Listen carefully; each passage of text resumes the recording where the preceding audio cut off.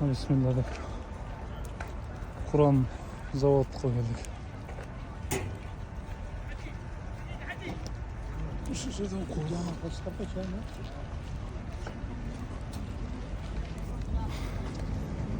Kur'an çağırırken şurada. Harcağız hazır. Görüp çıkıyor onun işi birden Kur'an verirken inşallah.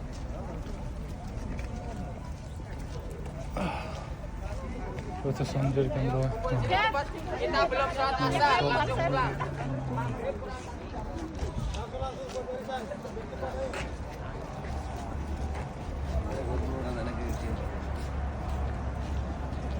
Khatar burada. İnşallah. Ah sakal geldi. Çalmaya